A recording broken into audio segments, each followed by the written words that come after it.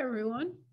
Today we're going to go through some examples of how to write Verilog bitwise operator modules.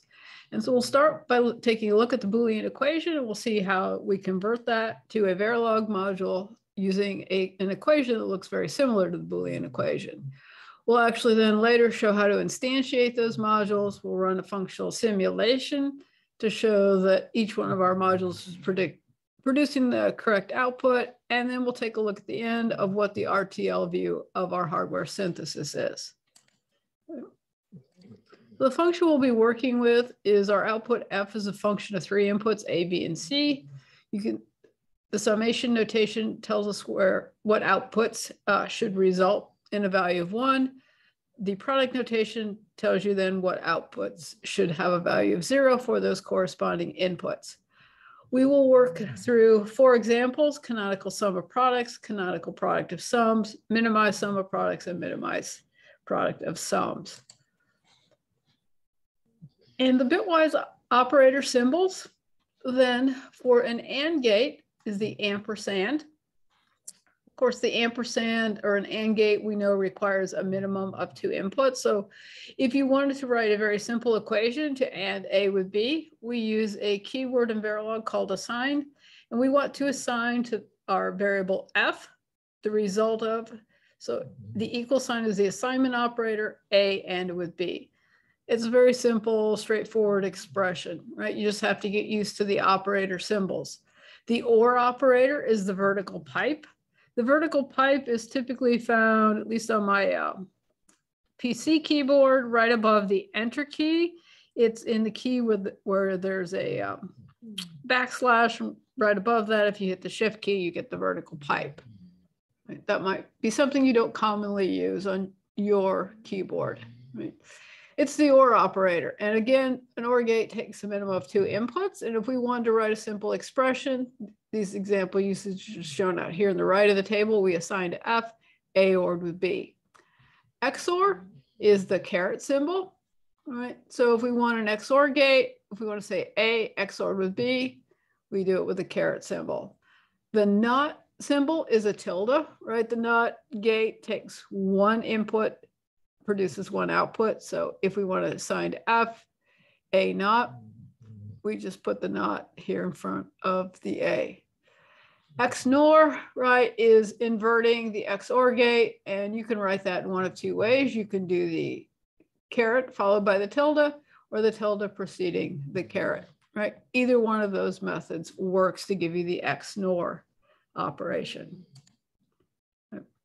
Order of precedence works the same as it does for our Boolean equations, right? Parentheses then can be used to force order.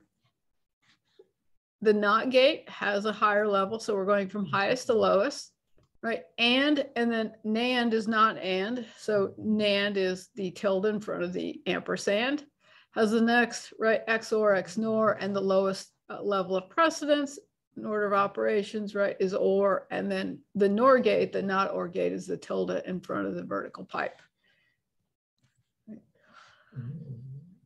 So we're going to start with our sum of products, right? Our canonical expression, just as a reminder, the canonical expression is a non-minimized expression, and it's a sum of minterms, right? Where the minterms are the products. So A naught, B naught, C naught is minterm 0. A naught, B naught, C is minterm 1. A, B naught, C, minterm 5, and A, B, C naught, minterm 6. The minimized form of this equation is shown here. A naught ended with B naught, or with B naught ended with C, or with A ended with B ended with C naught. All right. Let's just then jump straight into the Verilog. So let me pop open. All right. Maximize this. All right. So what I have here is I'm using Quartus Prime Lite version 18.0. And I've got a Verilog file with some comments in it here, right, to let us know, here's going to be our example for our canonical sum of products. And I put a reminder here of where the 1 should be in our output. And whenever we write a Verilog module, we start with a keyword module. right? And then we give the module a name. So I'm just going to call this canon SOP for canonical sum of products. And then in between, in parentheses, we have our port list where we specify the direction of our signals. So we have input, type is wire, and A, B, C, right? And so every signal that I list after this input wire, so A is considered an input, and then every signal after that is considered an input as well. And these are all single 1-bit inputs by default. And then our output wire F, right? That's everything in our port list. We end the module with end module, and then in between we write our code. Right. I'm going to do the canonical sum of products in sort of a self-documenting sort of way to write code. I'm going to declare some signals internally. So I'm going to say, those are all going to be wire types. We'll have a signal called minterm 0, another one called minterm 1, minterm 5, and minterm 6. And we're then going to assign to minterm 0. Well, minterm 0 is A naught. Let me put a comment. This is A naught, B naught, C naught. So in Verilog, we can say not A and with not B and with not C.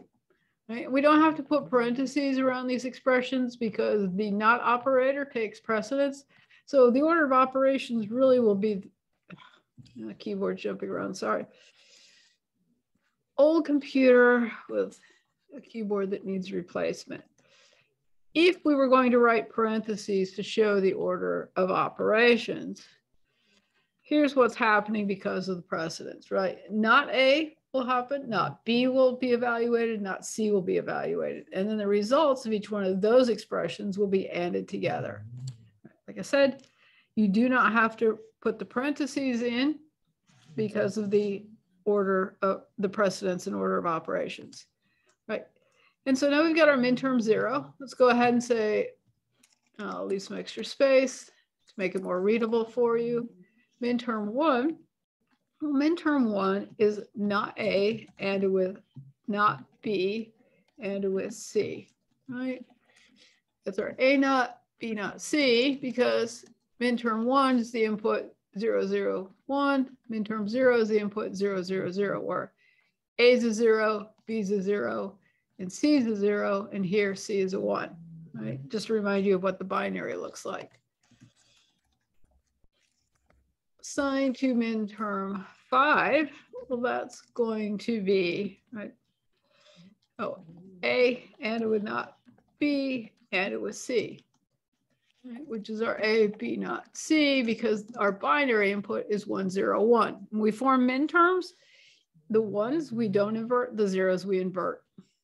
And finally, if we assign to minterm 7, A and it would B and it was C, right? That's our ABC simply because our binary input is 1, 1, 1. All right, this gives us each one of our product expressions. If we want to sum the product expressions, what we're going to do is let's assign to our output signal F, right? That's the result of ORing all of these minterms together. I'm going to say minterm 0, ORed with minterm 1, ORed with minterm 5, ORed with minterm 7. And my blue doesn't show here because I lost my space. All right. All right, so keyword of the Verilog language, assign. We assign to the signal on the left-hand side of the assignment operator. We assign to this signal the result of this expression, right? This expression is evaluated to a 1 or a 0, and that's assigned then to these signals. Right. Students often ask me, well, couldn't I have written all in one expression? And yes, you can. I will show an example of that in the next Verilog module that we write. I just want to show you some different ways to do it. In my opinion, this way is very self-documenting, especially as you're learning to do this and you're still trying to remember what the form of minterms are, what the form of sum of products is. this is a way that if you write it like this and you go back later and look at your code to study from this, hopefully the reading this is a good reminder that, oh, okay, I'm ORing all these min-terms together. And then this is a reminder of exactly which min-term you're working with. So you don't have to try to look at these literals and decide which min-term it is. Comments as well out here help as a reminder if you're getting used to your binary of what this is. All right, and so I'm just going to go ahead and save this here in Quartus, and we'll get on to an example where we write everything all in one statement. So in Quartus, I have to save my module. The file name of my module has to be the same as the module name. All right, let's go over here to the minimize sum of products. So here we'll write the minimize sum of products expression. And I've put that expression here as a reminder. We'll write it all as one statement. So keyword module, I'm just going to call this min SOP for the name of my module. Port list is going to be the same, input wire A, B, C, output wire F. Right? And module, I said, I like to put that in module there because I sometimes forget otherwise. All right, we can now do this as if we want to do all one line, we could say assign to our output F the result of not A, ANDed with not B, ORed with not B, ANDed with C, ORed with A, ANDed with B, ANDed with not C. Right. This should produce the correct result. Order of operations, say I don't need parentheses around anything because each one of these not expressions will be evaluated first. The next thing that will be evaluated are all these AND expressions. The last thing that will be evaluated are the OR expressions. But sometimes if I write things as all one expression, I like to put parentheses around it. It makes it a little more readable for me to know that my intent was, right, that all of these product terms should be evaluated first and then they should be ORed together. It's a little bit easier for me when I read this, right? But that's a much faster way to write Verilog Boolean equations. In a previous tutorial, we worked on the gate primitives, and that takes a little bit more work, right? We have to then instantiate each one of these gates. All right, let's go ahead and save this. SOP. All right. And then let's go ahead and do our product of sums.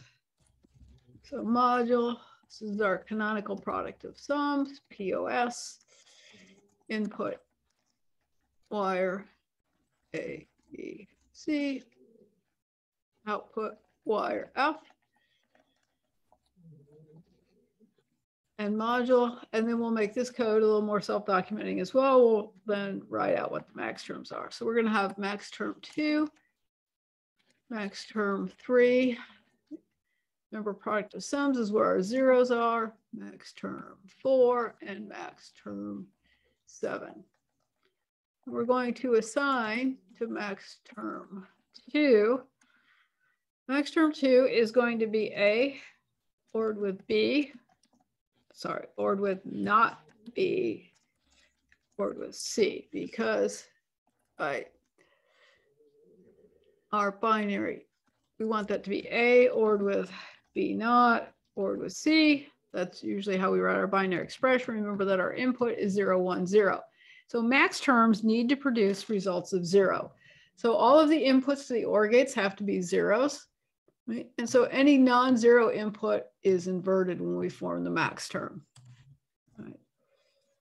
So let's assign to max term 3. That's going to be A, ORed with not B. B's a 1, ORed with not C. Again, right, our binary input is 0, 1, 1. Assign to max term 4 equal to not A, ORed with B, ORed with C. Remember our binary input for 4 is 1, 0, 0. We invert the ones. Finally, if we want to assign to max term 7, we're going to assign not A, ORed with not B, ORed with not C. And that input is 1, 1, 1. Right? And now finally, then we can put that expression all together. We have each one of our max terms. These are our sum terms. We need to form a product of our sum terms. So we will AND those together. So we're going to assign to F the result of max term 2 and with max term 3 and with max term 4. And I've got a typo that I need to correct. And with max term 7. I accidentally typed another 3 there. That should be max term 4. All right. And that would be our canonical product of sums expression. Like I said, this code's a little self-documenting here. Canon POS. And finally, now let's write for the last one, the minimized product of sums. I have that expression here.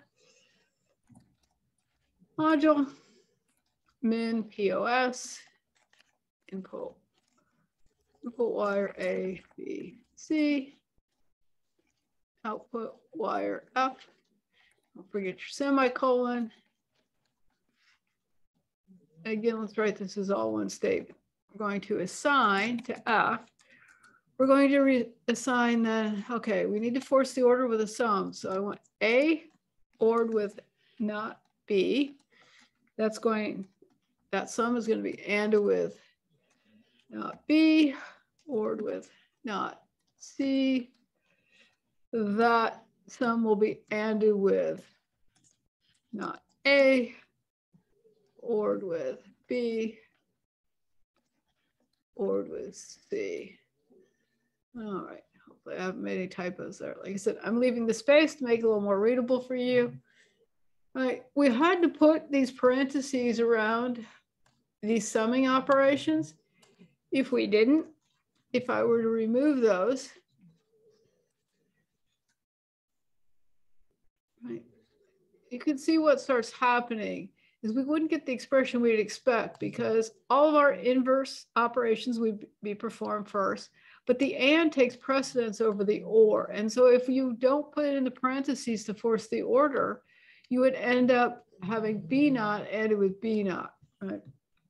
So there are times you need to use the parentheses to have the equation work correctly. So let me undo that. All right, and so there's our one-liner, right? Simple to write. Let's save this and then let's run a simulation to see if these are all correct or they all produce the same results. And what we'll do is let's make a top level module. I'm going to create a new Verilog file. Right. Top level module to instantiate all 4 modules and test. All right. I'll just call this top level for lack of a better name. My inputs here, they can be A, B, C. Makes sense to make them A, B, C. You can make them X, Y, Z. You can call them anything you want.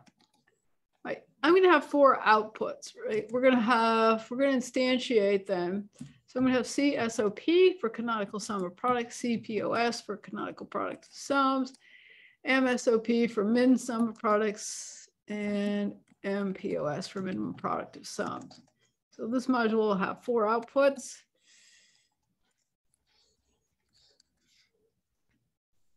All right.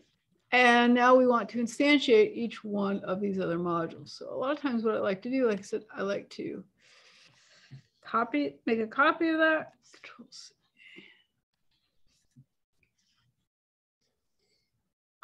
And so when you instantiate a module, you use the module's name. You have to give it some unique instance number. So I'll call this unique instance identifier. I'm just going to call this instance 0. And I'm going to do named instantiation. So dot A, where A is the name of the input of canonical SOP. And in parentheses here, I'm going to connect the A from this module to that. So dot B, I'm going to connect this module's B to canonical SOP's input B. Dot C, I'm going to connect to canonical SOP's input C. And right, the canonical sum of products has an output of F. What I want to connect to that is my C SOP. And then parentheses. So named instantiation, you specifically use the names of the signals in the port list of the module I'm instantiating, right? Those have to come after the period, the dot operator. The signals I want to connect from the module I'm currently working in, this module signals go inside the port list. All right. I'm going to do a little copy paste. Our other module is called canonical POS. It has the same inputs. All I want to change is my output, CPOS. Yeah. Let's go with min SOP. That's the name of our other module. Oops, copy paste. If I don't change my instance identifier, I'll get in trouble there. A, B, and C. Here I'm just going to call this min SOP. Copy this now. Instantiate that. Min POS is my other module, instance 3, ABC, and min POS. All right, and let's save this top level. And let's go over here to the files. I'm going to right click on top level, tell this to set it as my top level entity. Let's run analysis and synthesis. And that should bring in all of our 4 design units, our 4 modules, along with then the module top level that we'll use to run our simulation. And we'll wait to see if I have any syntax errors. And I do have a warning that popped up. Verilog implicit net warning, implicit net from min-term 7. That means I'm using a signal name internally that I haven't declared. A lot of times I just double clicked on the warning. A lot of times that'll take me directly to where I want to go. You were probably all yelling at me that I had mistyped this name. I wanted this to be min-term 6. Declared as min-term 6. See, it was telling me I used a min-term 7, but I hadn't declared it anywhere. All right. And so let's run analysis and synthesis again. This warning about number of processors is coming up. I can really choose to ignore it if I don't want to see it. I could go to assignment settings. Right here under compilation process settings, I could say use all available processors, say okay.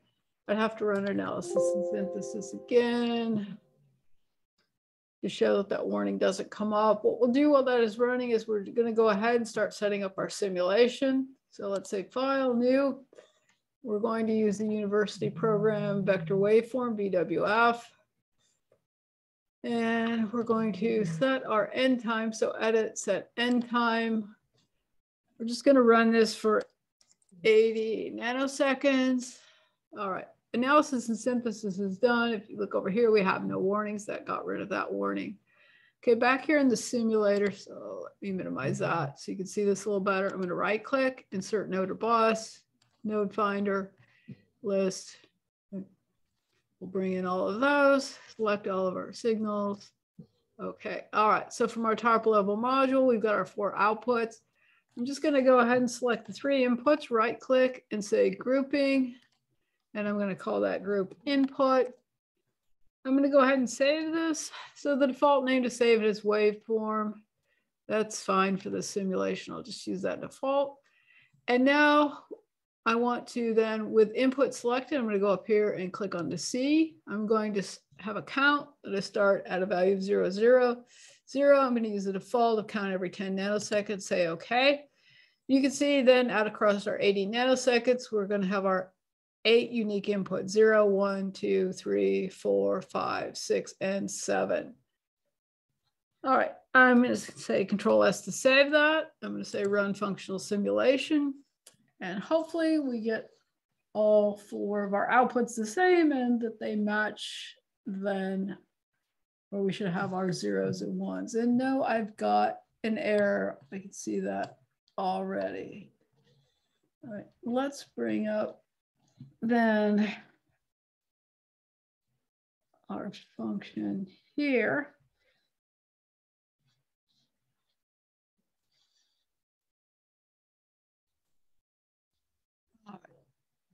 And so 0, 1, 5, and 6 should have 1. So 0, 1, 5, and 6 should have 1s. It does for canonical product of sums, minimum product of sums, minimum sum of products, but I've messed up. Sorry, it does for the product of sums, but I messed up. Not only did I have a typo where I said midterm 7, I actually typed out the midterm for 7. I didn't type out the midterm for 6. You can see here we're getting a 0 for 6 in that module. So we'll need to go correct that. Otherwise, then our zeros, we expect to have zeros at 2, 3, 4, and 7. We do all except for this sum of products where I made that error. Right? So I'll go correct that. And I need that module to come up. All right. And yes, that was supposed to be 1, 1, 0. And the 0 is on the C. So the midterm from midterm 6 is A, N with B, N with not C. That was my error. I can save that, right? I can go back to running analysis and synthesis. Because anytime I make a change in any one of these designs, since that design is being used by the top level module here, I need to run analysis and synthesis. And if I were to just run the functional simulation now that that ran, you should see that I have corrected my error.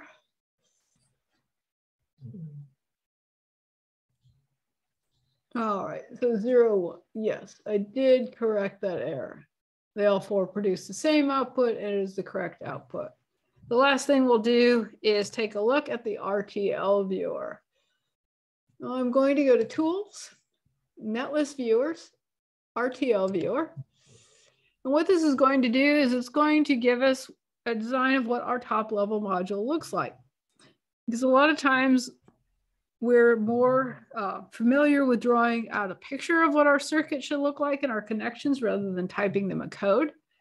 And so if you look, each one of these is treated. So each one of these module instantiations, so canon POS INST1, right? There's my instance 1 of that module.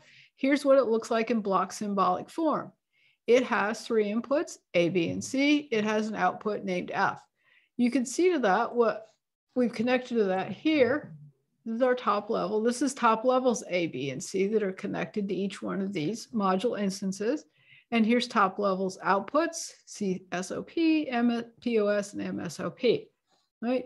If you want to drill down inside of there to see what these modules look like, right? You can then see the gate primitives that were used to form this. You can also double click on the symbol, which is faster. So for the canonical POS, that's where we defined all of these max term signals. And you can see then these bubbles are the knots. You can see here, B is being inverted before it's being ORed with A, which is then flowing into C is being inverted here. So it's using 2 input OR gates for all of this, right? We typed things like it was a 3 input OR gate, but it chose to use, in this case, a 2 input OR gate flowing into another 2 input OR gate to come up with max term 3. Here it's using a 3 input OR gate. Here it's using a 3 input OR gate. Here it's using a 2 input OR gate, but it's combined again with this result with this OR gate. And so it did implement our max terms, but you can see this looks a little bit different than if we drew a schematic, if we drew schematics with 3 input OR gates. If we go back to, right, canonical, oh, that was canonical POS, right? For these max terms, see, it split max term 3 up into A ORed with B. Let me go side to side, side by side here. Minimize this.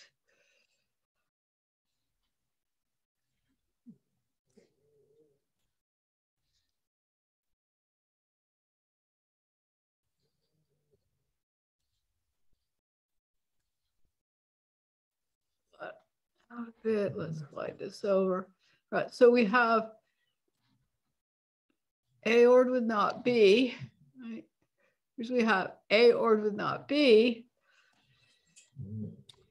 Here's where then it flowed into this one where it ORs it with not C. That's max term 3. But then for max term 2, where we have A ORed with not B, right? It's making use of this same gate again, and then flowing, that flows into, this is connected to C here. All right. So when you write bitwise operators, just because we write something that looks like, well, we should have one 3-input OR gate and another 3-input OR gate.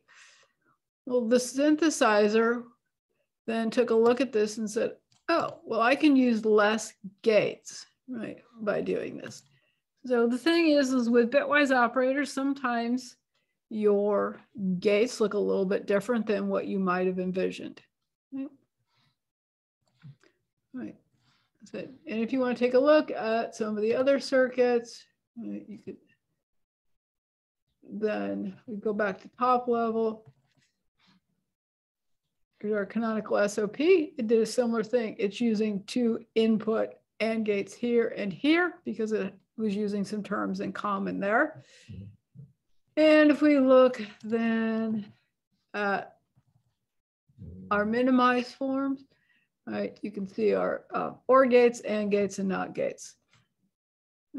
So I like the RTL viewer to then show me what it actually translates the Verilog code to. All right, that's the end of our tutorial.